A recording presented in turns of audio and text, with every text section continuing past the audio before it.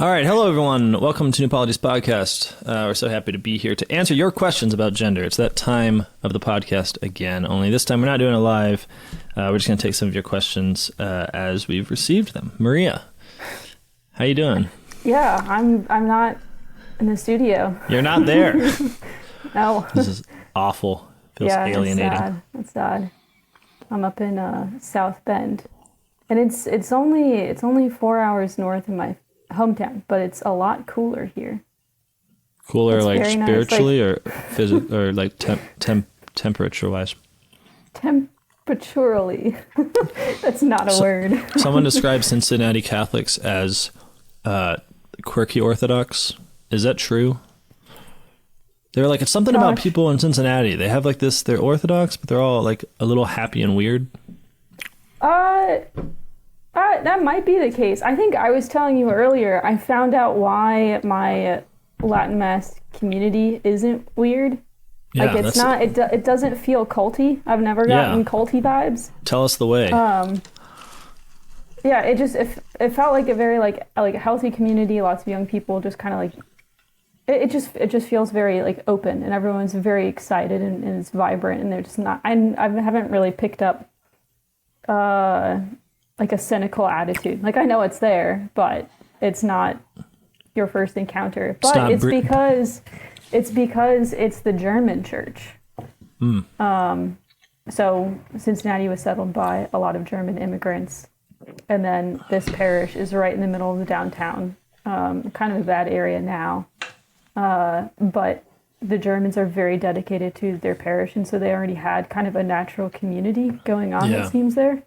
And then I don't know the history of when the Oratorians got there, but I think like when the Latin Mass community started building, it kind of piggybacked on that original community. In some ways, it kind of reminds me of Steubenville. Mm-hmm. Like it's piggybacking like off of like a university, an actual city. It's not just trying to pick up and plop the Catholic fairy tale land just somewhere. Like, we shall make this like, us now. Yeah, or like community as like the pill to take to heal your woundedness. That's always, I think, the tough part is when... I was thinking about this because I realized that sometimes having a happy family can make you somewhat incomprehensible to others. What I mean is, like, you go through the world having this community of people who love you, and it makes you essentially courageous. You don't think of it as courageous. It's just that you're not worried about sort of crafting an identity, and the things that you tend to do for very simple reasons. Like, I would like to do that. That looks cool. I want to do that.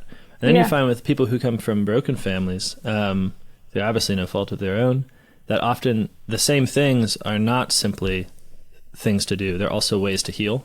And you don't necessarily realize this because you think we're all just doing the same sort of thing. And the Latin Mass definitely proved to be something like that in my experience. It was like, wow, Latin Mass, that looks really beautiful. I like it.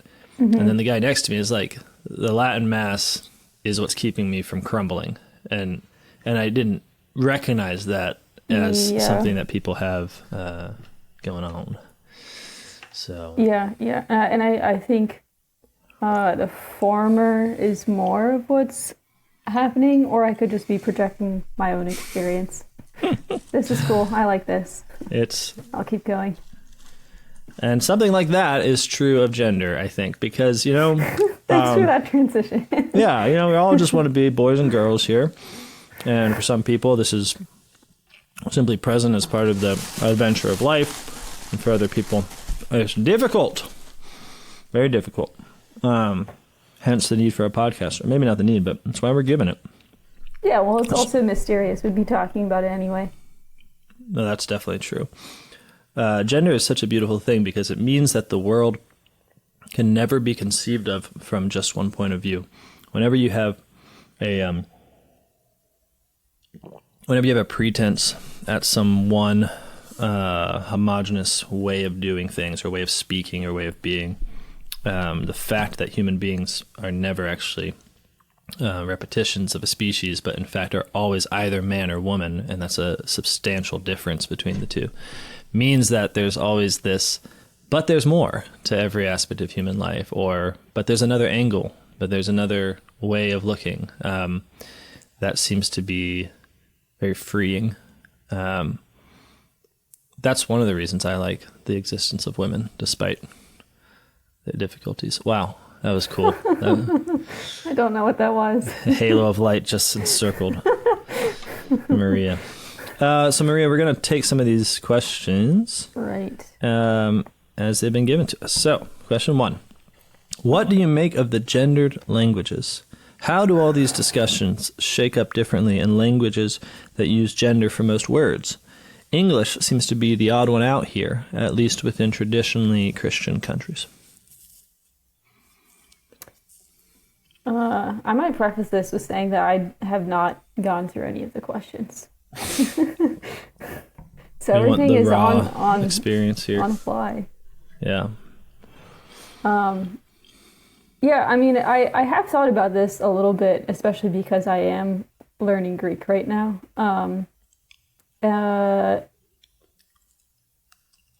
Right, I think because most inflected languages have masculine, feminine, and neuter nouns. So like in Greek, mother, father, masculine and feminine, and then child is neuter, which I find really interesting. But yeah, I think language and gendered nouns kind of maps on to like a symbolic way of seeing the world, and I think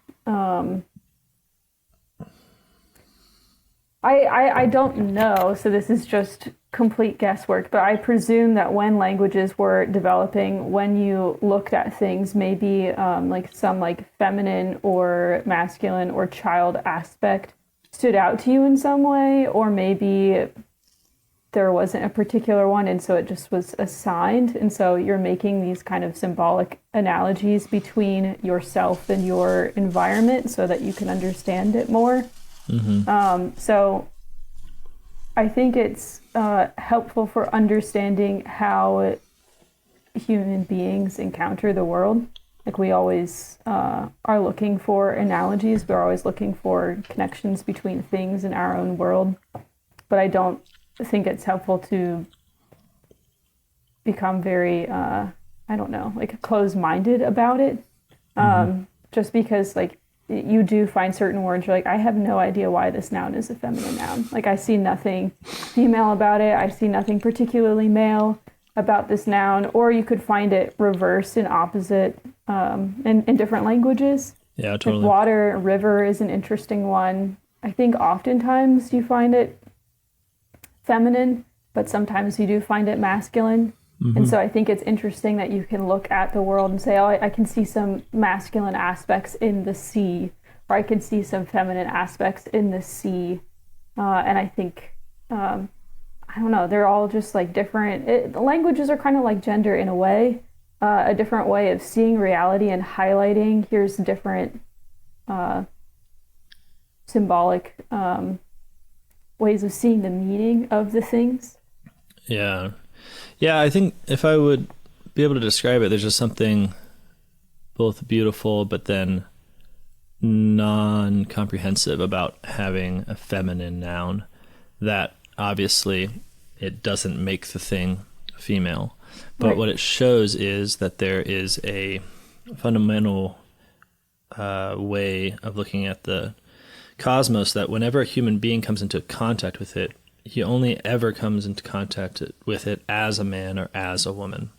And the choice is somewhat arbitrary. And I think it actually teaches us that, of course, there is more to the phenomenon than our language can just grasp or comprehend. Like the fact of it being gendered, I think, probably would make people more receptive to the idea that we don't quite comprehend everything entirely within the categories of our language, but things are mysterious, like when you consider, a feminine river, but that could obviously have masculine aspects, you're already considering the way that your language breaks, like your language sort of takes the real within itself, but then doesn't comprehend it entirely. It retains a sense of the mystery. It's actually why I like the English language so much. I think it's a great language. might even say it's the best language. Because it's so awkward to use when it comes to sex, that it doesn't have this phenomenon, and so you end up always sort of ramming your head against the fact that that the universal perspective isn't really possible. So, like one of the things that feminists often complain about is in English, there's the male is the universal for the human, right? So it's the he. Man does this, man does that. Man. Yeah, he-man does everything. But the proposal is sort of that this is like oppression baked into the language almost. But I think it's also the case that it's very funny. Like the fact that the universal is coded male in English means that it's always a universal that doesn't quite prove itself to be. It's like, you see this all the time in like Shakespeare. It's inadequate. Yeah, it's inadequate right. to actually being universal, and that's the point I think of sexual difference in the Christian tradition, is that it's not a static thing. It's dynamically opposed to idolatry. Every time that you say, "I have comprehended," "I have the universal," "I have the one way," there is a substantially different human person who says it doesn't account for me. So even built into our language, there's this association of the universal with the masculine, which I think is reasonable, but it also it causes it to always be a problem, And it leads to the possibility for jokes. I mean, Shakespeare is full of jokes on this basis where, I can't think of an example right now, but, you'll have something like, every man desires happiness. And you say, yes, but what about his wife? And the joke is that any claim in English of universality is always susceptible to being deflated. Right. And I think that's a beautiful thing, because I think that's not just, it is a source of humor, but it's also what I think the story of the Bible is really about when it comes to our sexual difference, that male and female, by virtue of being incomplete in themselves and in need of the other person, are always puncturing the other's claim to self-sufficiency, to be like God. As long as another sex is around that we are not, then we can never have the claim to encompass, to be self-sufficient like God is, to be perfect unto ourselves. Right. And I wonder, too, if part of it is because like we encounter the cosmos as persons, and so we kind of project personhood into this mysterious world that we're encountering. And so I think it is also a beautiful thing to look at the world and say, like, oh, these aspects remind me of you.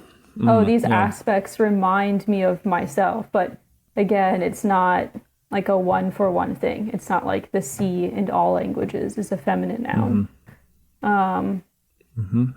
That goes to, Ivan Illich seems to posit that a lot of the reasons that different things get masculine or feminine names is because they belonged to different work worlds. So, a cow here versus a cow there belonged to a woman's world of work versus a man's world of work. So it's not even necessarily just the sort of resplendence of the thing itself, like saying something masculine. Yeah. This reminds me of you because you are the one who use it and you work with it. Yeah, and so I think it's really exciting, especially looking at a lot of different languages and all the different creative ways that we symbolically encounter the cosmos, and all the different ways that we can say, like, oh, like this one thing in one culture it reminds me of you, and in another culture this reminds me of myself. Yeah, totally. I mean, sorry. No. I just had this idea, but you finish your thought because I don't want to be rude. It dovetails with Ivan Illich and the idea that what it means to be man and woman is pretty defined within communities, but then it's also somewhat relative because you go to different communities and the work is divided in a different way. And so once you're in that community or once you're in that language, it's pretty clear this is masculine, this is feminine, this is a male job, this is a female job, this is the masculine word, feminine word. But it's not an absolutized rule. Yeah.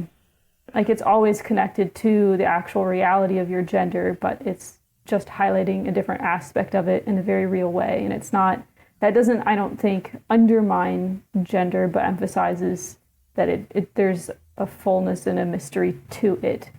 Yeah. It strikes me that in English, when men naturally feminize nouns, it's always because they're giving them some kind of trouble. Like, I try to think like, okay, so sure, I have this genderless language, but boy, when the truck won't start, it's a she, you know, it's like a, you know, like, even my wife did this the other day. The van's trying to go up the hill and it's just incapable. It's pathetic. And she starts calling it Bessie. She's like, come on, Bessie, you got to get up this hill. And, you know, my 2-year-old daughter starts going, Bessie, come on, Bessie, and cheering it on. And it's great, you know, just very beautiful. So I think even in English, you can see the kinds of things, like for men, it seems like, when we're in, you know, because you think about the fact that boats are female and you know, beloved transport items or animals that you're very familiar with can be her, and it's it seems like what's being touched upon is that the whenever a man comes into contact with something that's supposed to be helping him along the way, and both is but is not, it reminds him, I think, of the feminine in his existence. It's like, come on, girl, you know, that you would never, if your truck started sputtering, say, come on, boy. It wouldn't even occur to you, but it would be natural in the English language to consider it in that moment as a woman, because the woman is, and I think that's right. I think that cosmically speaking, the woman is a helpmate, unto our salvation, and so that kind of becomes revealed precisely when it becomes endangered. And you might also, you know, I don't know if you have an opposite experience where something becomes a boy. When I was working with, Dan at the coffee shop, everything was this guy. This guy. You got this guy over here, and go get this guy. You grab That's this guy. great. That works because man is superficiality in the cosmos, the thingness. Go get that guy. Yeah, that's totally right. And Which man itself, like, come on, man, has a great resonance in English. Yeah. So you have the man, right, who is the tyrant essentially. And then I think that gets inflected when people are being tyrants. We often use the man as a pejorative. Yeah.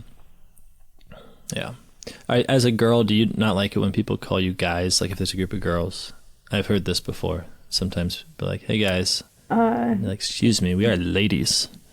No. That's more weird. Judith Butler gave an anecdote. Ladies. Judith Butler gave an anecdote where someone was like, I forget what the question was. It was something about her project, and she recalls she was like, I was at a restaurant with other academics, and the waiter came up and said, "Hello, ladies, what will you have today?" And apparently Judith she was like, I have not fought so hard and long for someone to call me a lady, and just went off on the waiter. And she was using it in this interview as like evidence of the radicalness of her position, but I just couldn't help but think like, oh, that poor waiter. That poor lady. Solidarity forever. Solidarity with the working class. Yeah, sure. But that reminds me of something I was going to say earlier of how the male takes on the universal plural. Yeah. You guys or men. Mm-hmm. I think I don't find that to be an issue, and in some ways it's something that I do identify with because there are universal like female images too, right? Especially with the church. So the church is a she. The soul very often is referred to as a she, even in the writings of St. John of the Cross. Kind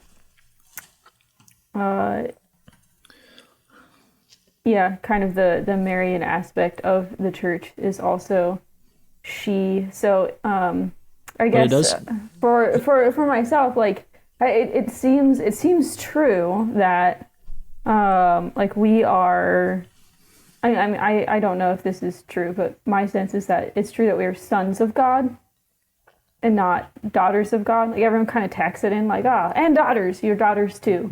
But I think the meaning of being the firstborn son, the receiver of the inheritance, means something. I think I am a son of God, and I think I'm also a bride of Christ. Right. And I think that's also true for you. And so it's never particularly bothered me because there are also these universal female aspects that you have to use. It would be weird if that took on a masculine. Yeah, the filial nature of the Son is like we are adopted in Christ. We are sons in the Son. So we don't get to get around the sonship of Christ by just being a daughter in the Son. That doesn't theologically work anyways. Right. Yeah, and should we you also just don't get next? offended. Yeah, okay.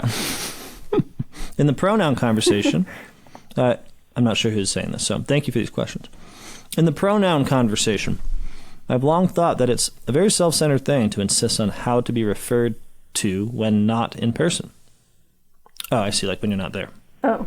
I.e. between two other people. What say you?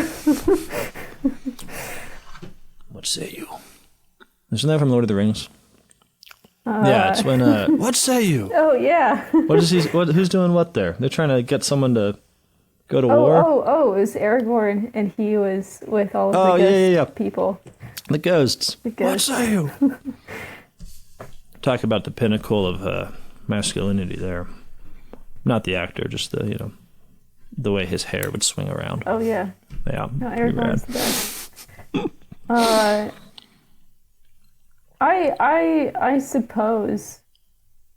suppose. I mean, like, I would insist that people call me she when I'm not around. I would prefer that because I think that's true. Bunch of behind your back backstabbing gossips. When I'm not in the New Polity office. It just becomes he. That guy. Is that guy at Notre Dame now? Yeah, it's pronouns. I think I don't know if I would just immediately jump to it being self-centered because they know what's up. They know that words have power. And so it's not like your gender ought to change whether or not you are in the room or not. And so if they're insisting that you call them this pronoun in person, I mean, I would also want people to call me that pronoun when I was not around to reflect the reality that I don't change. Yeah. Even though I guess people do change frequently, depending on who you are in this community. Yeah, I think what's self-centered about it is it's not so much self-centered as it's corpse-like. It has this sort of deathly pallor to it because it's saying that I can step outside of the community and it's naming of me and it's referring to me, and then post myself with my particular desire in order to sort of declare, as it were, external to that community what the community should refer to me as, which it's not that that's an impossible stance to take, but it's a stance of radical alienation and a stance of war. So like when you need to tell people what to refer to you as, it means that you are a complete stranger. Like the situation in which you need to tell a community how to refer to you, like, means that you don't belong to them and they don't belong to you. And what I think people often do is they think they can still maintain this sense of belonging, like we belong to this community, and I know you see me as this way, but I'd like you to see me as that way. I know you refer to me as this way, but I'd like you to refer to me as that way.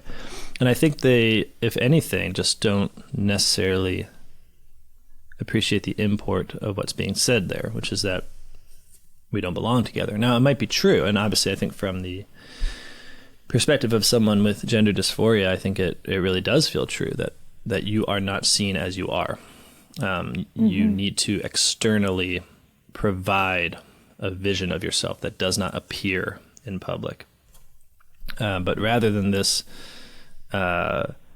being understood as a great deprivation, like a great sadness and tragedy, that is the current situation. This becomes redescribed as the norm, as if every individual is just sort of responsible for telling the community how to interact with him, as if we don't receive ourselves from others, but we in fact impose ourselves on others, as if we're not born into being named and to being referred to, but we actually get to have a sort of right. I suppose that control. Is like extending your power into controlling a community that the individual just simply does not have and should not have.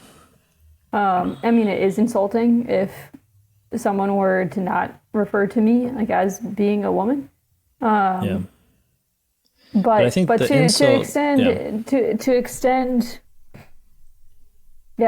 force a community as an individual to refer to me in the way that I intend, like that naturally implies a power dynamic as you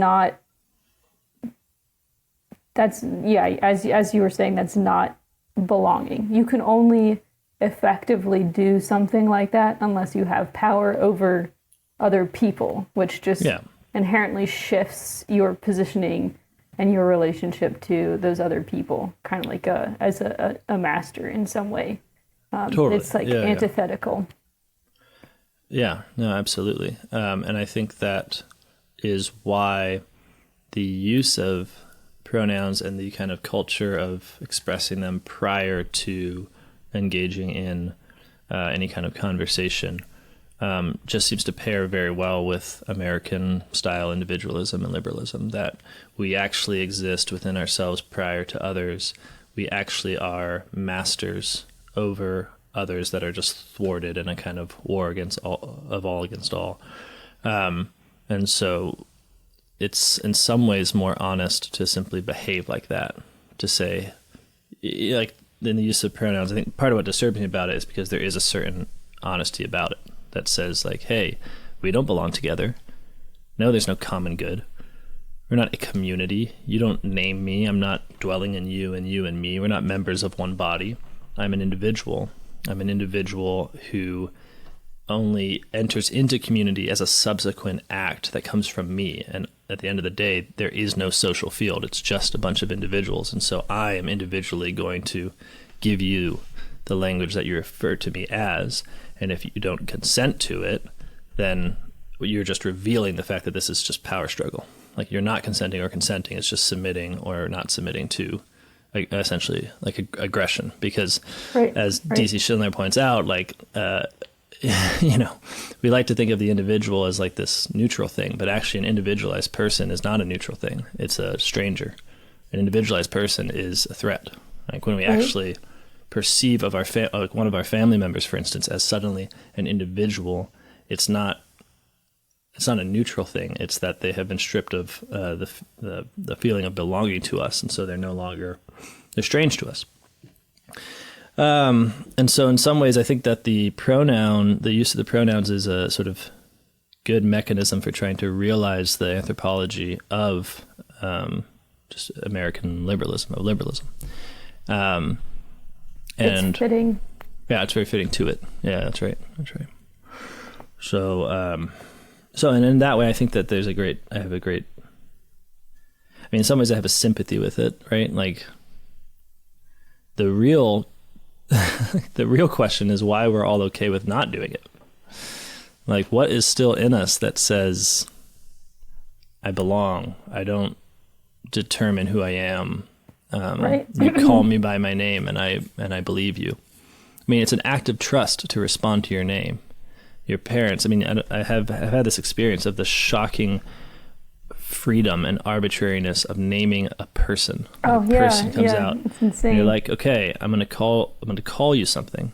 And there's no like, it's very mysterious because there's nothing there to name. Like it's a baby. It's sort of wet and flabby and you don't know what it's going to become and you give it a name. And it's like this act of faith and trust. It's like, where does the authority to name come from? Well, the authority doesn't come from the fact that you have mystically found the perfect name that belongs to that child. The authority comes from love. that you will name the child because you'll love the child, and so your referent to it is a good referent. And then the child grows up. My kids right now are starting to say things like, I love my name. It fits me so well. And I feel like in some ways like, ha ha ha, you don't know at all. I just made that up. But it's like, no, of course it fits you well because it's the name your mother calls to you, right? Like you respond to it because it's given to you in love. And so I think for a lot of people, the names that we have are just not, I don't know, like we're not convinced of love. Like they don't fit not because really of gender primarily, but because of a lack of love or a perceived lack of community, like a lack of seriousness by which we call each other by our names, a lack of, I don't know what the word is, like, yeah. So anyways, I'm not sure if that's helpful, but I think that the pronoun conversation is more deeply a attempt to live out an anthropology that is very hard to live out, which is individualism. Right. Yeah. I don't know. It can just be a very simplistic thing to point the finger and say, isn't that so narcissistic? But I don't think that's really what's going on. I think you're pulling out those things that like there is a certain kind of honesty from that perspective. And I mean, it is a power move. It means something. Like but, it's not a power move in a society that this is what we tried to achieve a little bit with the whole series, right? Which is that, yeah, it's a power move, but it's not a power move in a society of peace where these people are just suddenly popping up and being jerks like, hey, losers, you got to call me Zim Zur now. Ha! That's not what's happening. It's a society in which through many different structures. Well, you're already kind of at war. Yeah, exactly. In many ways. Yeah. And so this is no surprise. Totally. I mean, is it that different really from like putting an aggressive tattoo on your face? I mean, yes, it is different. And sorry, in some ways, it's just like there are so many ways in our culture that we express our individualism over and against the community, and try to demand people take us in a certain way. This is posting. This is the bumper sticker. This is posting.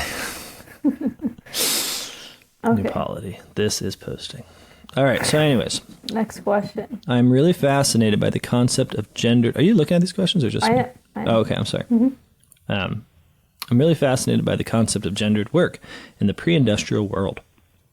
Is it useful or even possible to attempt to restore something like this to our communities in the near term, considering the consumerist / marketed images of gender that we've been formed in? I feel like this is a very dangerous question, and it reminds me of Ivan Illich's answer or conclusion at the end of his book, which is, this is lost. We're not getting it back.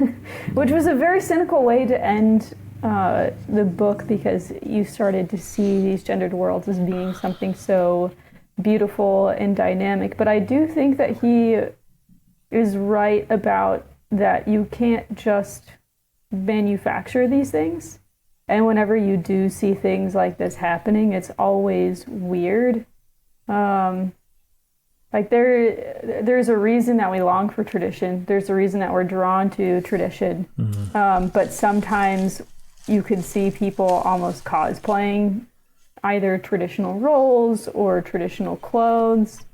And it doesn't always have to be weird, but sometimes there is that kind of, you don't really know why there's something off about it. And I think it's because it isn't something organic. It's a very American, individualized, modern way of going about things. Like, oh, I want this traditional gendered society. I shall make it. I shall make it for myself, and I shall make it here. Mm-hmm. And I don't think that that's just how it works naturally. But I do think that within your own relationship, within the home, that does happen naturally. And you see that happening in different individual families. I think it's a good thing to divide the work. And I think it's a good thing to divide the work in a way that makes sense for both the man and the woman in terms of like what they are personally good at, what is working for them. Just because, man, like there's a lot of beautiful things about the traditional society, but if you're married and both the man and woman have to work because that's just what you need to do, there are certain things that you just can't have. And so to try to kind of manufacture them or like put them into that lifestyle, like we're already living a modern life that in many ways is incompatible with the thing that Ivan Illich was describing. So I think just realizing that is kind of helpful. And then you don't have to feel like an utter failure yourself for not living up to some kind of ideal, like fuzzy ideal that you have in your head of how this thing should work between men and women.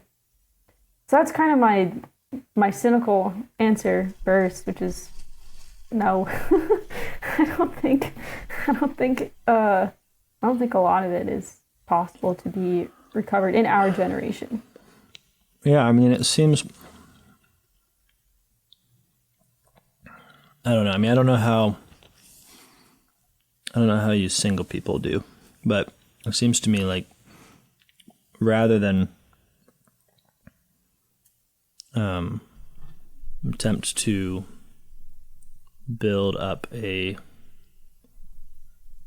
sort of gendered work world, probably the best thing to do here would be for husbands to love their wives.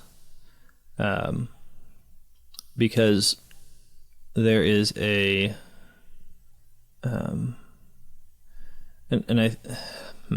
me see if I can say this right. It seems like there is, I don't know. I have such a privileged Steubenville, thing going on here. I wonder if it's kind of the idea of you're putting the cart before the horse. Like the reason why these gendered worlds were produced is because like they worked for that world.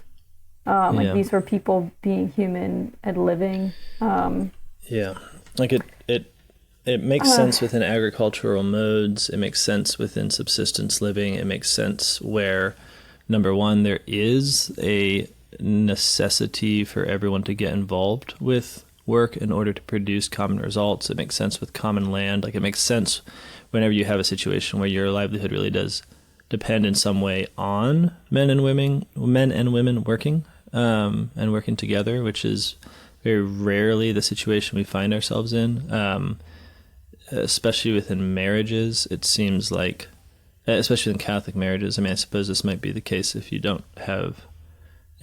like avoiding children, but if you have children, then immediately it becomes necessary to divide labor alongside the presence of the children. And then if you then try to say, okay, well then this is my gendered world where the man works and the wife takes care of the children, it's like, well, congratulations, that's what the whole that is the American gendered world. That is what we did with it.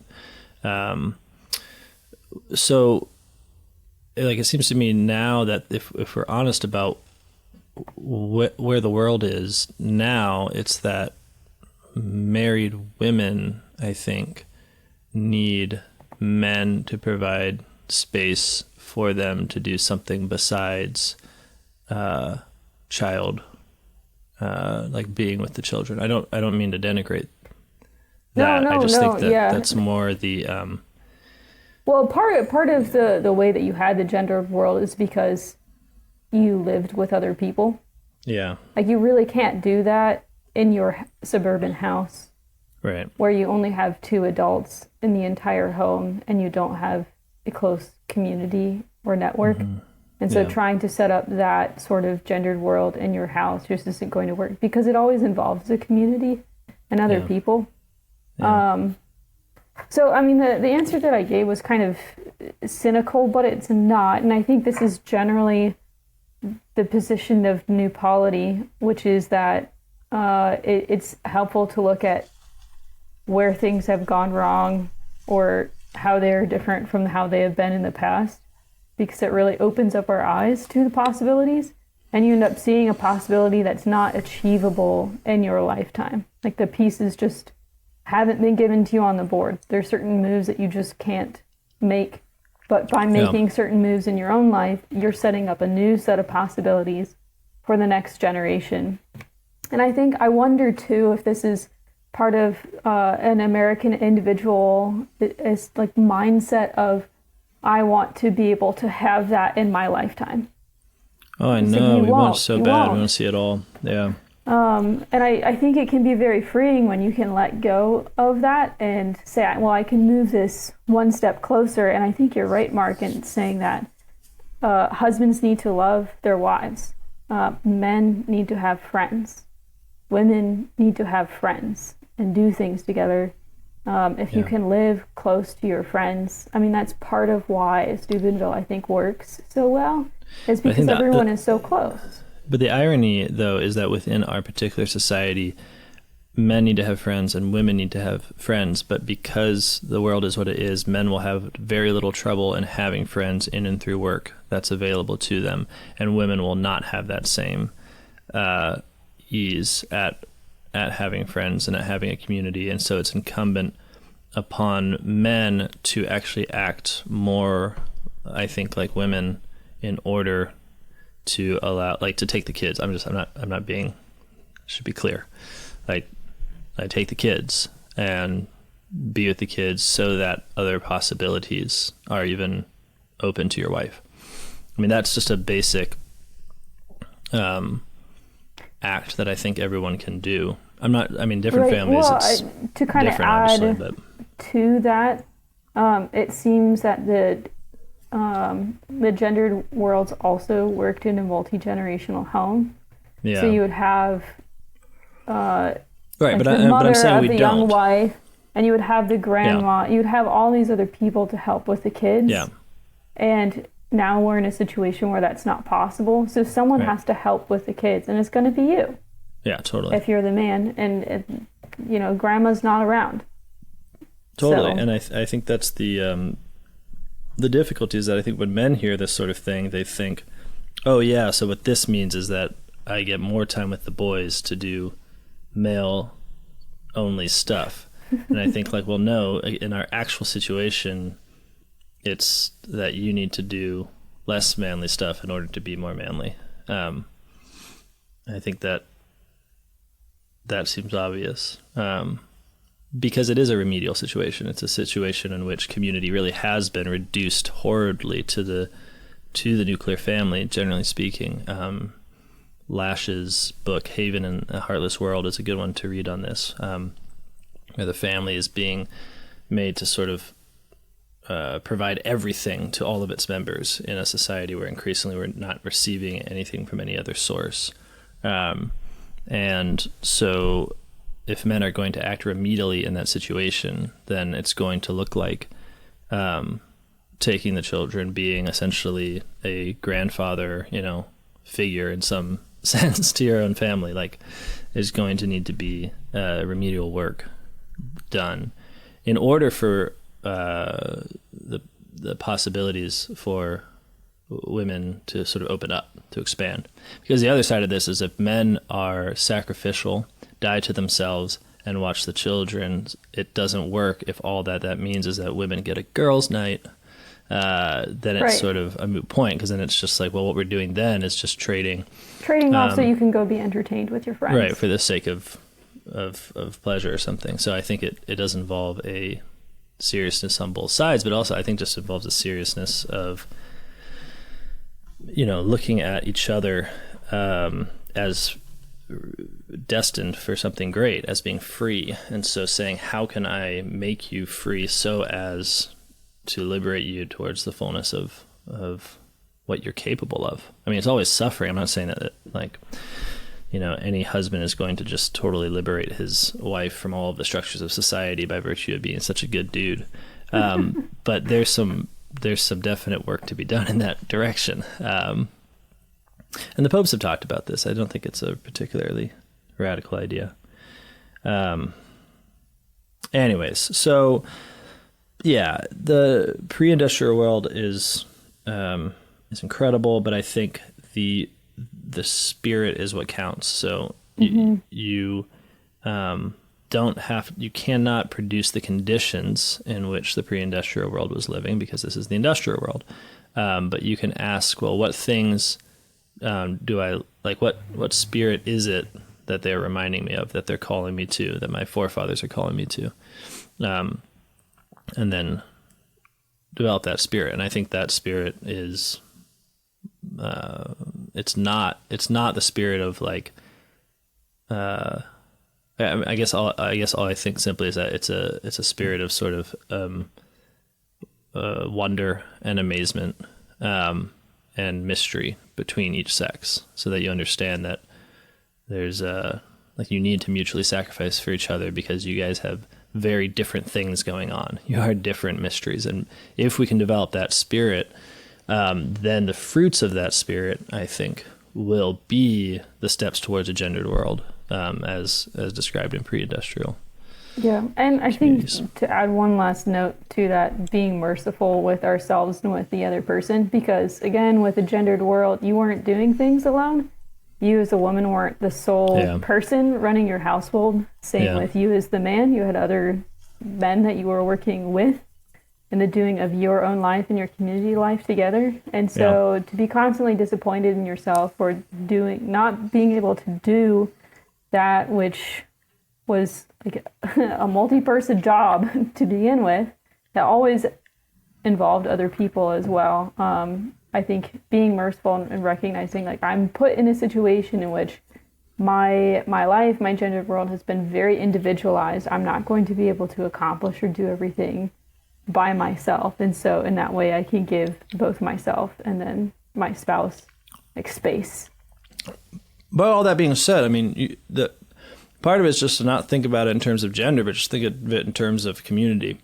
So it's like, if you have a job that you want to do that you could just rent out a power tool to do, or you could call the boys over and you could all lift it up and feel strong, then you should totally call the boys over and make sure their wives come so that it can be like a party. Right. I think that's crucial.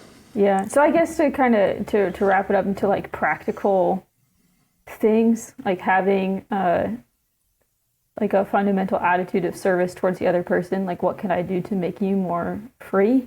And then also really prioritizing community and friendships. Like even just if you can possibly be near other people, I think it just makes it a lot easier for you to do that thing in general. And it's not going to make what was in the past come back, but it is going to make a happier life. Word. When speaking about people with same-sex attraction, should we within our community refer to them as people who have the temptation rather than labeling them by the gender ideology terms? By this, I mean within the Catholic sphere. Should we avoid those terms? Because it seems that Catholics with terrible faith formation become susceptible to that line of thinking, using gender ideology terms and adhering to its teachings. Okay. I think I know what this question is asking. Yeah, I think so too. Because I remember this discussion happening more when I was in high school. This is like a 2018 discussion for sure. Yeah, like should we call people You're not gay, dude. You've got same-sex attraction. Because you didn't want the idea that like who I'm sexually attracted to is like now the fundamental, I guess, like paradigm of how to understand myself and to be in the world. I haven't really thought about that question in a long time. I think it's use same-sex attraction because I think there's something quite right about it. Like, I don't think we should, in the same reason that like calling me a heterosexual has always seemed to me to be odd and offensive, because it makes object orientation the paradigm of sex and just nullifies man or woman and just makes me a thing that has this kind of object and a sort of presumed sea of possible objects, which I think is totally wrong. So I'm certainly in favor of the idea of at least philosophically saying to ourselves, like, that when we use these terms, if we use these terms, that they don't, that they really do indicate, that they indicate something about the person, maybe sometimes helpfully, but they don't in any way encapsulate everything about that person in their sexuality. But that being said, the whole point of the terms is to do the opposite. So it's not like you get to say, and that's the joy of using the terms. Like, the reason someone finds a great peace in just saying I'm gay is because it allows them to not consider it as simply a attraction that they feel that's somehow apart from them, and so they're always in a sort of violent relationship too, as like, this doesn't fit me, does it fit me? But rather, let's say it's me, and it comes from me because it is me. And so there's a certain quixotic or hopeless task of being the like reprimanding voice that says, I know you're saying it's you, but it's not really you. It's really just same-sex attraction, which is something you have. It's not who you are. So I mean, that's not really I just think that that we're with that odds at what the world is trying to do. Because, man, there's a lot of peace in making a noun out of things, I'll tell you what. Yeah, well, I guess I hadn't really thought of it so much as a noun as an adjective. Like, that's just kind of how we use it colloquially. Like, I'm gay. Yeah. I mean, you just don't really hear people, like, I am a gay. But trans, I think, which is... That, I think, is different. I do think it's... Well, it has... different. I am trans has a sort of... It's an interesting one because it, I think, more obviously betrays the idea that the longing for identification with something in particular is primary, because trans actually says nothing, because you can be a trans man or a trans woman. Like, there's still the question of what you're actually describing. So the ability to use that word as a catch-all, I am trans, seems to indicate that it's very opposition to... opposition to something, whether it was maleness or femaleness, can be discussed further, but the actual feeling of identity and belonging seems to come more from the opposition to the enemy, to cisgenderism, to the whole binary, and so I don't think it's particularly a helpful way to refer to people, because it draws on that sort of identity through antagonism, which is, I think, increasingly all the world really has to offer, is various ways of hating other people such that we become something solid. I don't know. Yeah, I take it case by case. I mean, that's the other thing. Try to find out what people mean with their words, and then when you do. Well, with language in general, it's kind of like, I don't know if you know people like this who like they'll use an archaic meaning of a word kind of insistently, even though colloquially, like, awesome just means that's great, man. Yeah. Or like someone who just like will say like, this is awesome, like only in that context, or like something like that. So at what point do you want to preserve the integrity of words, and at what point has language kind of developed and moved downstream to the point where like you need to communicate yourself to other people? Because language also, it's not in a vacuum. Like, you're not just speaking things in order to make sure that your own words are always correct, but it's always going to be received by another person. So I suppose I guess it would go back to who you're talking to. Well, the reason I think it does go back to who you're talking to is because using words right is not gonna help us. When someone has taken usually oppositional identity, and you, especially as a Catholic, are seeing them in some ways as God sees them, as a child of God who has, a destiny of holiness. And so you cannot possibly sort of just put them into the category that they want to put themselves. then you're using a different word that isn't their category is usually just confirmation of yourself as the enemy, and usually just confirmation of what they are taking, of the very reason why they're taking up their identity terms that they are. There's such great safety in identity terms. I mean, it's such a yeah. So what I mean is, what situations can we imagine where we actually get to really remind a person that they are someone given to themselves, and their acts, while they form habits in the person, that they are not reducible to just those acts. They are not reducible to just their desires. They're not reducible to just their pleasures, that they are in fact something given, something that was a child, and is still that child. Well, that's not achieved by sort of saying the right thing, and sort of doggedly using one word versus another. That's actually achieved, I think, by just deep conversations and sometimes tears, and a willingness to listen for a long time. I've been in a situation like this before, where you actually, sometimes as Catholics, you might not realize that you also begin a conversation with a person who has this declarative identity, I am trans.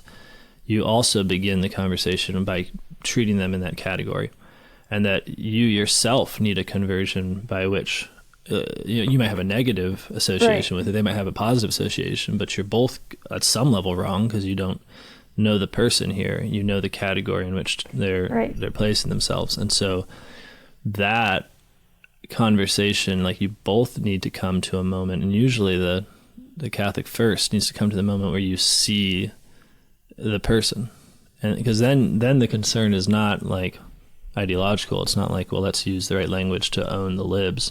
The concern is very much like, let's talk to this person as who he is and how he's revealed himself to me in this conversation. It's probably hard to talk about this, because it's not like I can give fast rules or something about it. Are you kind of expanding beyond the original question, which was just about, like, should you use same-sex attraction or gay? Was kind of my... I think we've kind of moved past that. Well, you said gender ideology terms, and so when I hear, like, using gender ideology terms, I'm thinking of all that, like the pronouns and yeah. I think it's fine to utilize language in a merciful way. So, like, if someone, for all the various reasons, needs to have their identity somehow in being gay, and not just having it as a descriptive of act or even a descriptive of habit, however deep, I think it's okay to utilize those terms. I don't think you are betraying something. I think what you're doing is a very preliminary, like we do this all the time, where we have preliminary ways of speaking because we're not yet outside of certain superficial categories. Like, a person wants to present themselves in a certain way for various reasons. It's okay to use that in order to communicate with the person, even if I think ultimately you want to arrive at a place where you can say to the other that this is not you, that there's infinitely more here, and that this is that this is not of the sort of created order. This is of man. I don't know if that's helpful. Did you want to talk about, like, pronouns, like people asking you to, like, use, like, she, her after they've transitioned? Yeah, so I will use whatever pronouns they want me to use, because there's a lot of reasons for this. One is that I do think that language is related to public presentation. So I know sometimes we can think of language as simply pulling out what's deepest in a person, and that is true too.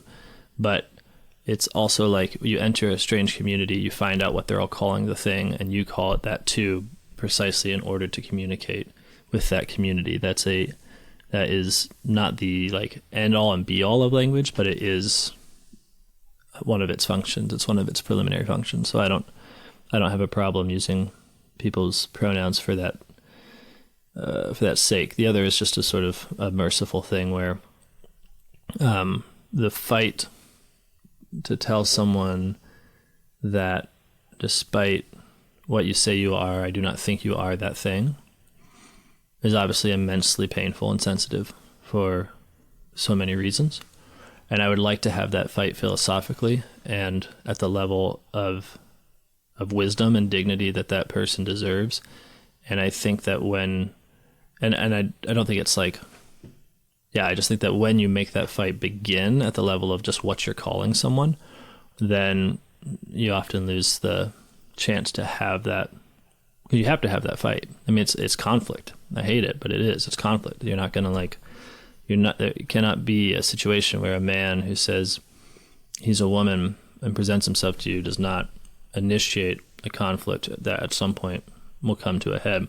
But I don't want it to come to a head 5 seconds in, right, where I use a particular name or I use a particular word. I'd like it to come to a head at precisely the point of philosophy, like discussion of being, discussion of what is.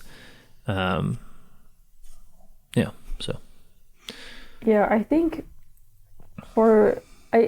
to me it seems like there's a difference between watching someone you know and have a personal relationship with transition versus someone who just presents that way that That's you just meet.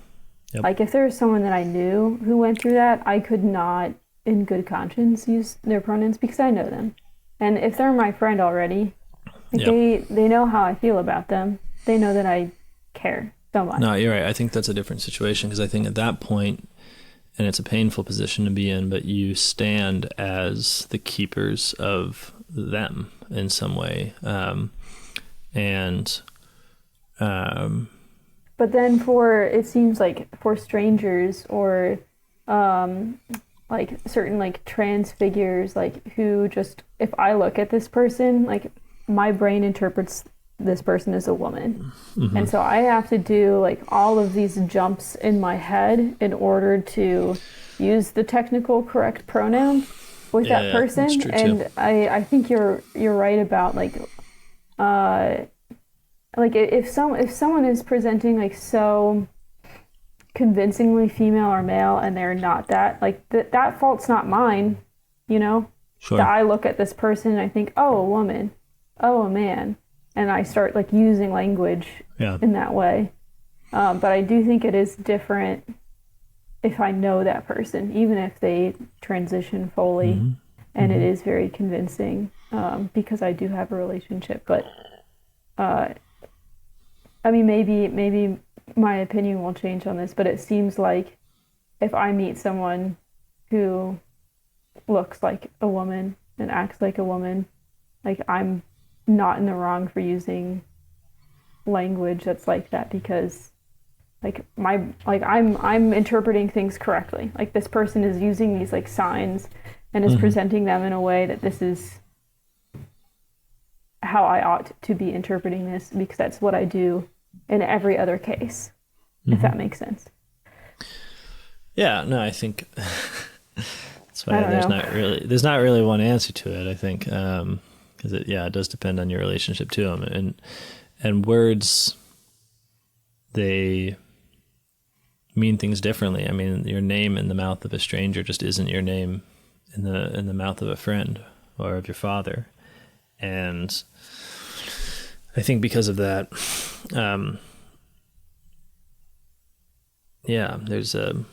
there just needs to be a kind of merciful attitude towards others that is willing to sort of dynamically move from surfaces to depths, but where the conversation allows it, you know. Right, and not in a way that makes it unclear. And I think it's very obvious to people when you disagree with them. and it's not something that you have to state over and over again. Sure. Like there's a way, I think, of using someone's like, I guess, of using tolerant language in general that just seems kind of like vain. Like, the reason why I'm using this tolerant language is because I'm such a good, sensitive person. Mm-hmm. And I don't know, I mean, you can just kind of pick that up in the way that you hear people speaking. If it's coming from that attitude of mercy versus an attitude of vanity. So I think that calls for your own examination of conscience. Like, why am I speaking in the way that I am? Am I doing it out of fear? Am I doing it out of vanity? Am I doing it because I love this person? I think this is the best way to encounter them. Yeah. I mean, generally, I avoid pronouns. I just avoid it. But yeah, when confronted with those, I think your own intention is very important, because it's going to color the things you say, how you say them, how this person receives it. Mm-hmm. Totally. Yeah. All right. Well, shall we? Oh boy, that one's not easier. What are we to make of modern drag, such as RuPaul? How does it compare to historical drag and theatrical performances? Could we label it as a bad practice? Could we label it bad practice? Bad practice. Well, I think you've talked about this before. I don't label anything bad practices. I don't know if this was Ivan Illich or just a discussion that we had about like festival, or like when people would like swap genders, carnival, right? And it's not like that was undoing the gender paradigm. Like, you were like highlighting what it meant to be man and woman, because it's got to be women. Funny. It's got to be women for me to dress like one. Right. You know, this is I mean, this is what's so horrid about drag now, is that it's like, it doesn't make any sense. The whole premise of gender ideology is that gender is this artificial social construct. And so then when you dress up as a woman, you're just sort of picking another artificial construct, and that's just what we already do. So then the whole world is just drag. Everything is drag. So the drag in a world in which everyone's doing drag is not fun. It's just like heightened worldliness. Like, come see what we do, which is exactly what Judith Butler says. She's like, drag reveals the fact that all of these identities are contingent. She's like, well, that's not fun. Like, it's not fun to go see someone reveal something that already is. That's already known. It's already done.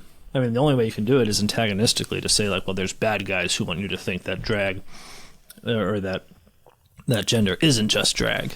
And so then the drag show is liberatory from the bad guys, because at the drag show, it's just so weird and ridiculous that you know that your mom is also doing drag when she puts on her dress or whatever. And that's supposed to be like the thrill here. Yeah, I mean, I think it's ridiculous, and I think that, you know, contemporary drag is beset by this. It's sort of parasitic on the carnival tradition, you know, but for that reason, it's also kind of like drying it up. It becomes extremely boring the more that you commit to the bit of modernity and say, okay, well, these are all people who are living out their identities and sexual preferences on stage, in which case nothing is actually being transgressed. Everyone is just being fulfilled, right? So like, transgressive behavior is when a guy who knows there are guys puts on a dress, like a guy who knows there are guys and girls puts on a dress and knows that he is transgressing because of who he is and what he is doing. Right. There's transgression there. Mm-hmm. A guy who identifies as a woman and then who does drag in order to appear most thoroughly as a woman is not transgressing anything. You know, she's living her truth, essentially. Not that that's the only thing that happens. I realize the leftists will write many papers on how many different identities are at play at these awesome events. But at the end of the day, it's always liberatory. It's always a sort of faux liberatory stuff where, you know, everyone's getting up and just being themselves. But frankly, when I wake up and look around, it's just a bunch of people being themselves. So I don't get why I have to go to a show now to get owned by the fact that they're being themselves. It just seems so silly. So I don't know. Yeah. I don't have anything more to add. Well, it's weird because it's become politicized, and it's obvious that I say it's parasitic on transgressive behavior. It's like I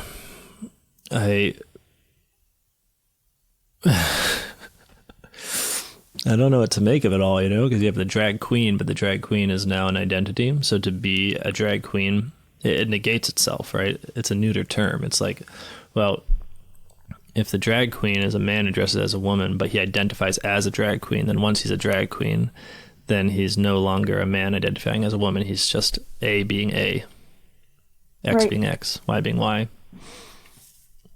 So what's the thrill exactly?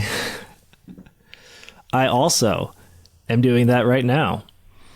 This sort of like t-shirt thing, it's who I am inside. Now I'm putting it on. Yeah, Maria. Yeah. Welcome to the drag race. So yeah, I don't think you could label it a bad practice. It seems to give it a little much. I think it's an immensely boring practice that is consuming itself. And that its audience seems to largely be like bored, heterosexual, post-Christian, 30 to 40-year-old women who are titillated by such things. Ouch. I could be wrong. That's the vibe I get, is that it's sort of like an Episcopalian thing to do, Like spiritually Episcopalian. Yeah. All I have are vibes. I can hear Alex laughing. I don't know. I could be wrong. Yeah, I'm sure Tucker Carlson's Episcopalian. I mean, it's a bad practice in the sense that, like, it's habituating you into what is not reality. So that is not going to have a positive effect on your soul. But I think that's not saying anything that wasn't already obvious.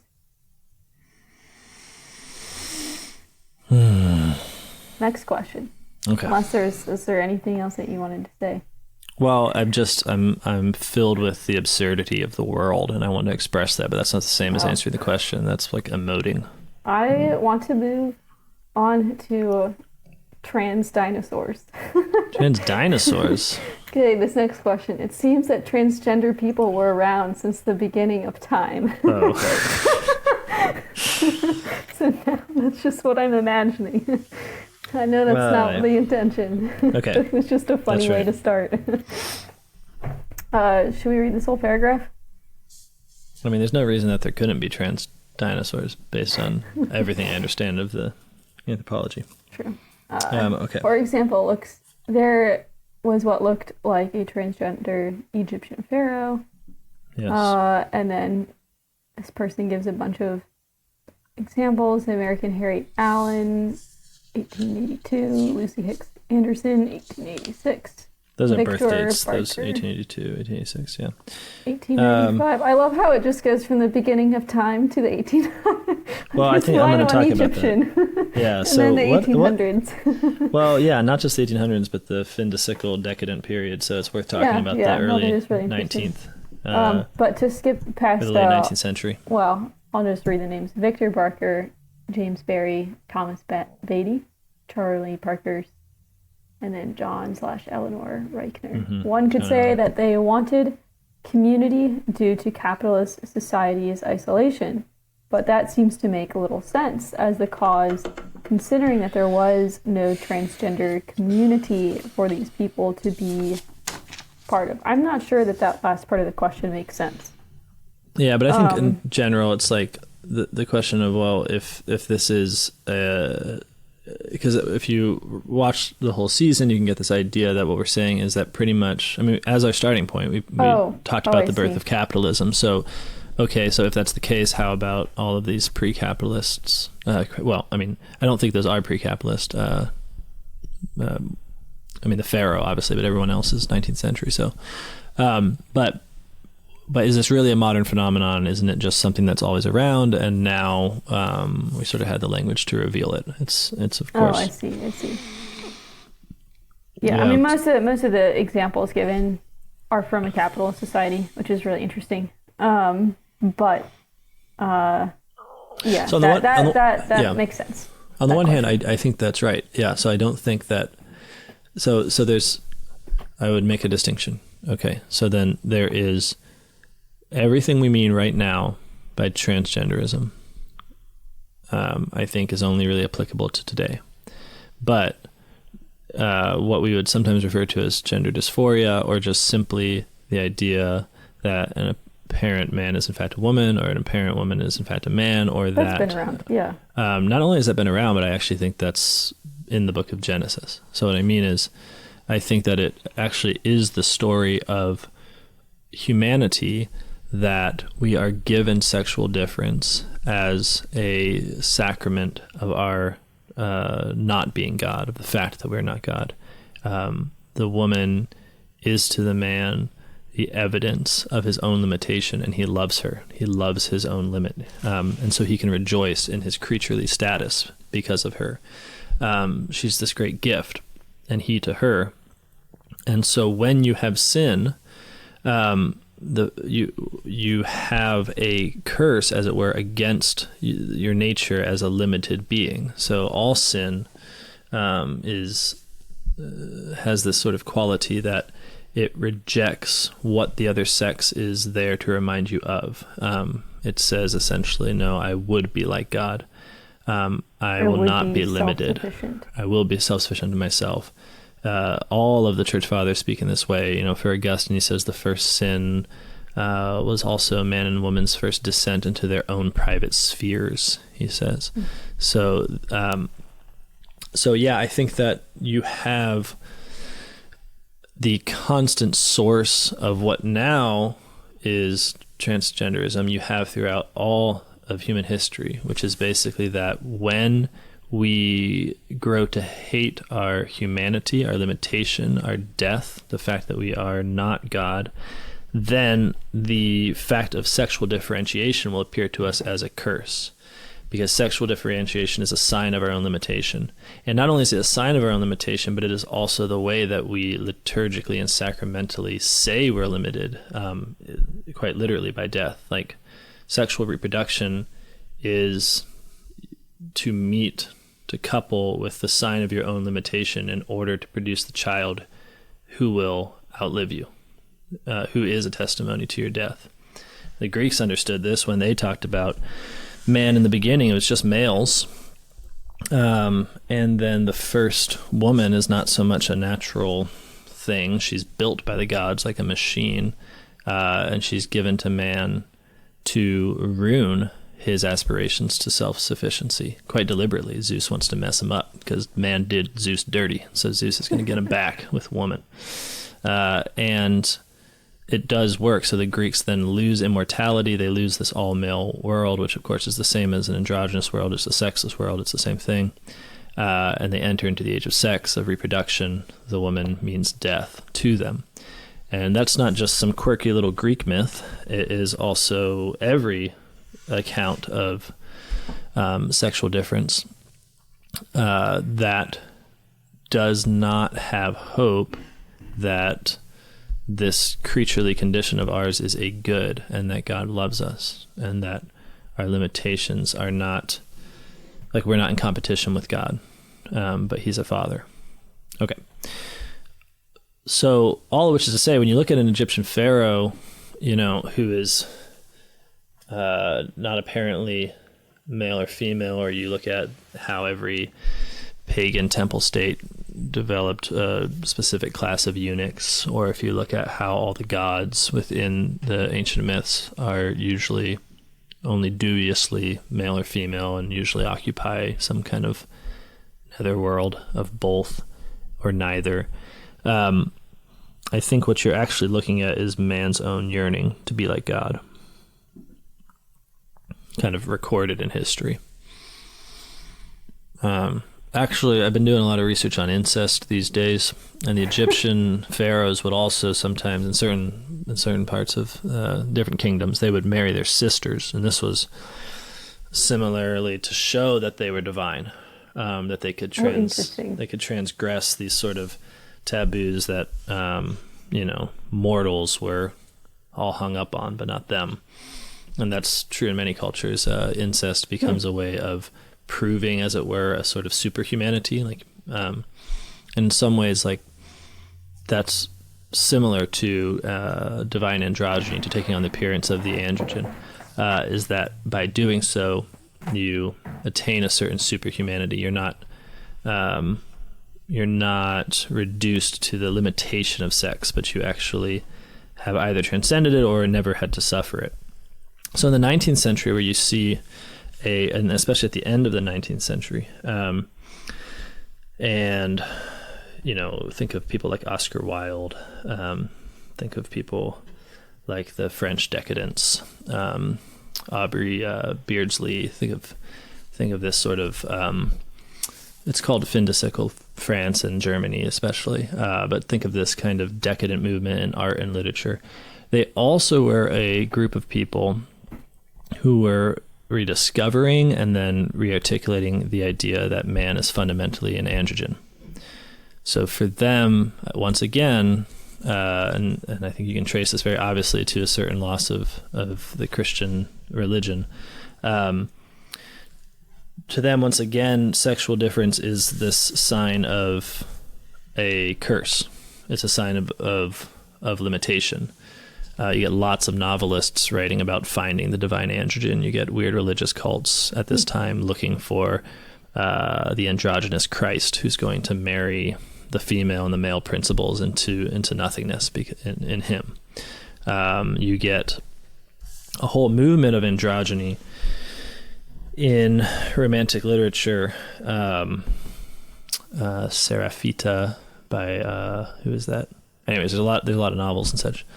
I don't particularly like the literary genre. It seems to me like gasping all the time. It's always like, I don't know, just like you read it and it's like everyone's bleeding and sweating, and then there's like some not male, not female, but usually pretty female coded like goddess who everyone's pursuing.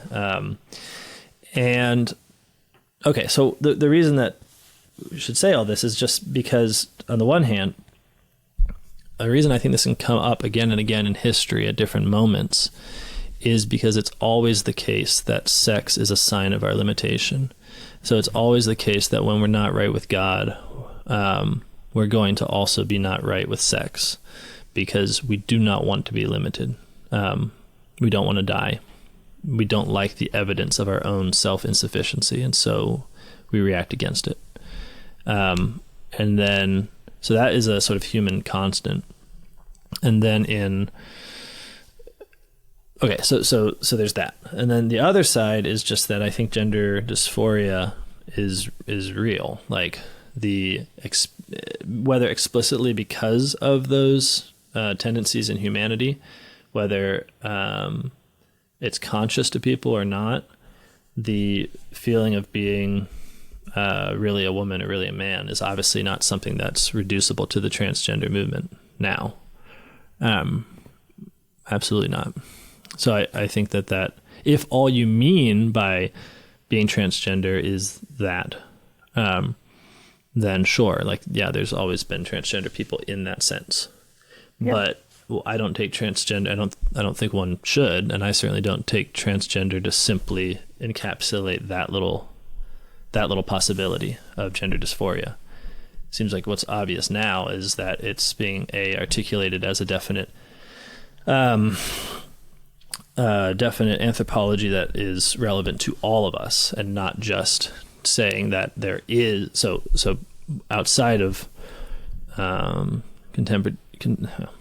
Sorry. So one way of saying this is like this is an experience that we find throughout human history. But the way that experience is being interpreted and spoken about now is different, and it's going to be a different historical time periods. I mean, see the same thing with homosexuality. Sure. Like there wasn't like a notion of like gay in the past that we have now, because of just the way that language was being used, and the way that people were.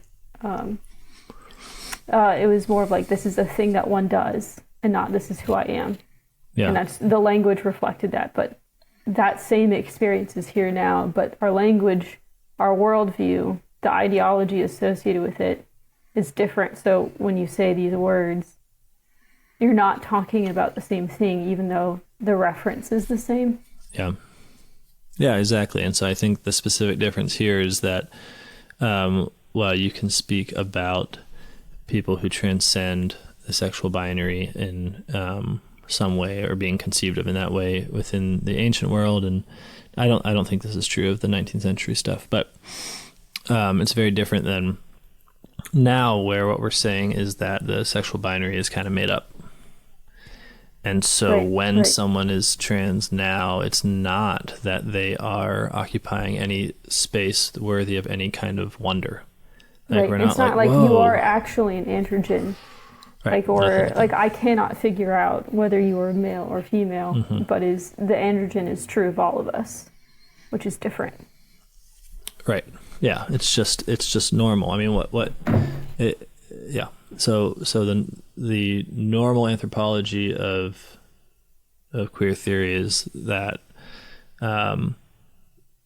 that there's just this flux, and we are nothing in particular, and then for various reasons we come to identify ourselves as man or as woman, and are often forced to do so by the power structures of society on the basis of certain traits that we have.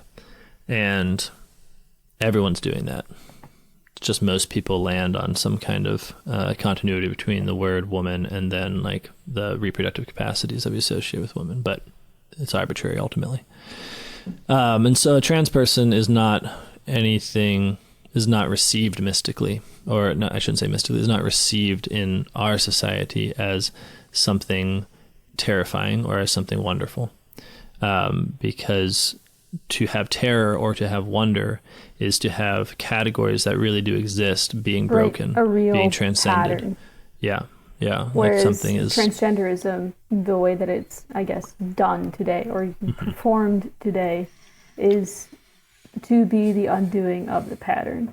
Exactly. The pattern was never real to begin with. Yeah. Yeah, that's not how it was experienced or interpreted before. Yeah. Yeah, it's very interesting to think about. Well, we've got, 10 minutes until we have to go? There's 2 more questions, but they're also just very long. Oh, yeah, that is long. Mm-hmm. I read know. Oh, go ahead. I mean, I read the one about, I can summarize it maybe more quickly, that is what's wrong about what we said about pornography, where you're identifying with the other person. Is it wrong because that person is sort of a master and you become like an apprentice where you're identifying with them? Is that wrong? Well, how could that be? Because don't you guys say that the master-apprentice relationship is a good elsewhere? And I think the simplest answer is just that a master-apprentice relationship is one of love, like where the other person knows you. But obviously, when you're identifying with a porn star, they're not even there. I mean, these are images on the wall. And so that identification is one of objective hatred. Like that person doesn't give a crap about you. You don't really give a crap about that person. You're using an image of them, and it does create slavery, like it's a master-slave relationship, because you increasingly have to have them as a model in order to have sexual pleasure, in order to understand sex, in order to, like, it becomes the form of sex for you. Pornography becomes the form of sex, and it's an addiction. So it is a sort of slavery. So I mean, it does have that analogy, but you're habituating someone not into excellence or virtue or particular craft, but into like vice and exactly. And it's not even like that there's some Christian other, like I hope from that people don't think of the horrid idea that there's some kind of like art of romance where Christian men sort of teach Christian younger people into the art of lovemaking or something like that. That ain't how it goes.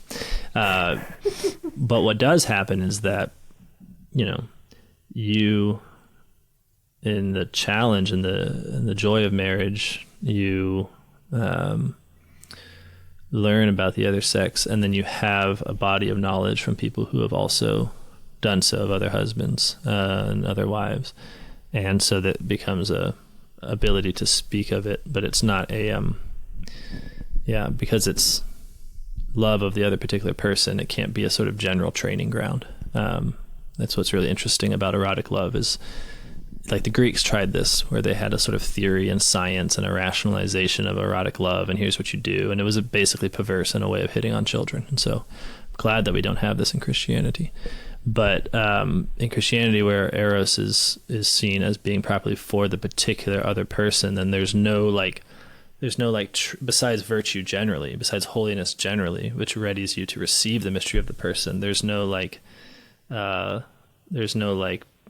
master apprentice relationship that's possible, that eventually you can become ready to marry this particular person. That it wouldn't even make sense because they're particular. Mm-hmm. So no other person can be a master of the particular person. Right. It's not a general art is what I'm saying. So that being the case, I think it's not the master apprentice dynamic that's wrong. It's just that that's not a master apprentice dynamic. That's a master slave dynamic. I think that's sufficient. Yeah. Oh, good answer. All right. Groovy. How you doing? Chilling? South Bend? Squirrels? Yeah. A lot of squirrels in Notre Dame. Oh my gosh. They're so slow. They'll eat right out of your hand. They're great. There's some with white tails. Oh my gosh. You ever caught one? Can you touch the squirrels? Is that frowned upon? I don't know, but now do you guys have those robot delivery drones that give you food? Oh, they're still around? So horrible. They're around. I hate those things. Certainly, they're universally hated. I mean, there can't be like a contingent that's like those drones are just they're doing it for me. That's what the modern life's all about. It's these little wheelie things. Anybody? Yeah. Big drone lovers? I don't know. There's not a whole lot of people on campus, and I mostly keep to myself because I have no time. Well, you should make friends with a droid. I mean, this is like a beginning of a big Star Wars franchise here. Like, can you ride them? My little sidekick. What happens if you stand on one? Like, will it keep going? You can come here, and then you can find out. I don't know. I'm worried. I'm worried they're gonna get those police dogs next. You know, like they're like robot dogs. They're just gonna kill you. What are you talking about? Oh, you haven't been up on alarmist conservative media, I see. No. The police dogs are coming for you. Oh, yeah. Okay, well, that's good. You're pretty healthy there, just learning Greek. Yeah, pretty much. Phenomenal. But I was kind of wondering if you had any final thoughts to wrap up. Oh, I misread that situation. Yeah. I thought we were killing the last 10 minutes. No. Do you have any thoughts? This is just like a Q&A. Great. Thanks, guys. See ya. You're right. There should be some summary here. Thank you. Yeah. All right, go ahead. I'm first. I'm trying to be polite. I guess kind of, I hadn't thought of my final thoughts. But I guess looking back on the episodes that we've done up until this point, because this has also been learning for me as well, it was really helpful to look into the reality of the particular world that I'm living in. So, I mean, the question is like, kind of like, why is this transgender moment happening now?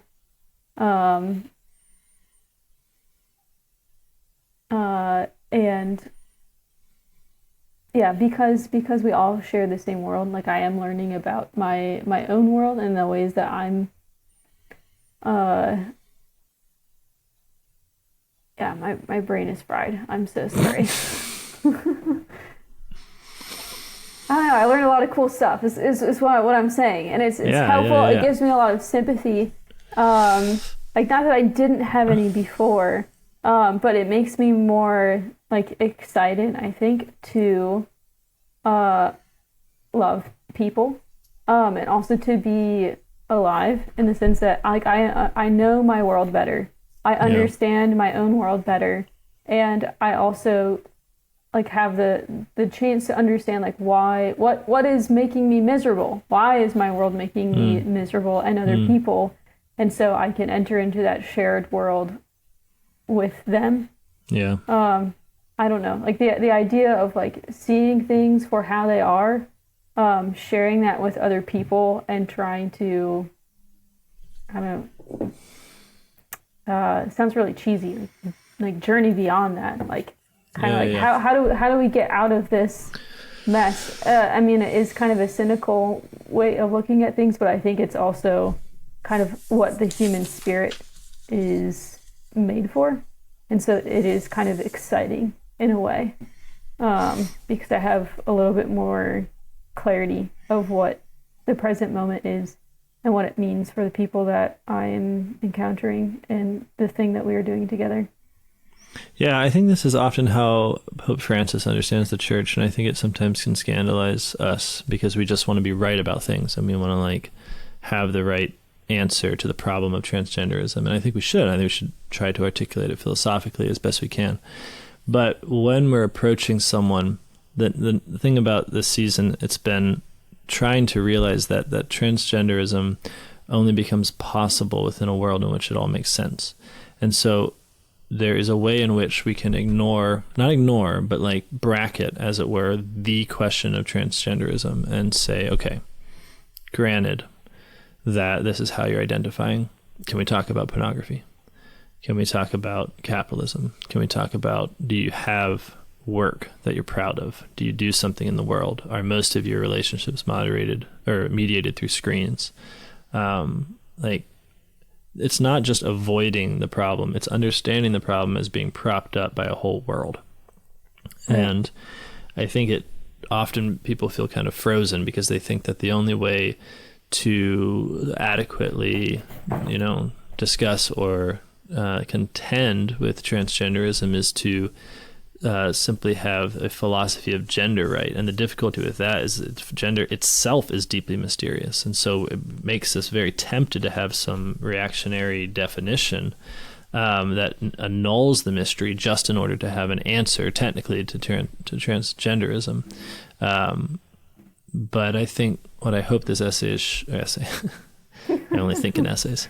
What this conversation has shown is just that there's another way possible to us, that in developing relationships with people who are struggling in this way, by being willing to sort of get our hands dirty by talking with them, that the discussion is going to be more on what kind of activities, what kind of worldly habits are being built up that can receive transgenderism so easily.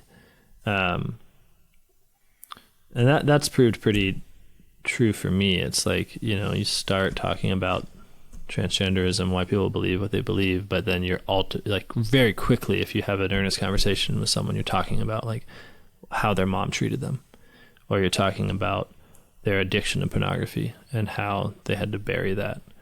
Or you're immediately talking about the fact that they cannot see in the world any man that they respect, for instance. That's something that happens a lot, where suddenly you're realizing that, no, it's not just the question of what gender is and what it means, it's also the question of support. Like, where is the support for a view of gender that says God makes us substantially man and woman, and that is a thing to rejoice in and not suffer, simply suffer under. So I hope it's helpful in that way. And in some, I think that I'm excited to keep thinking about gender and hopefully deliver on a more metaphysical kind of investigation. More having positive. done a more more positive description. Like positive versus I don't know how to describe that anymore. Positive, not as in happy. Positive as in a thing, as in versus no thing. Yes, not just all the bad things, but what gender is when we look at it with eyes of love. Seems to be something like that. All right, everyone, thanks so much for wasting another however many hours of your life with us. If you haven't got it all figured out by now, we'll see you in season 3, I'm sure. All right. Goodbye.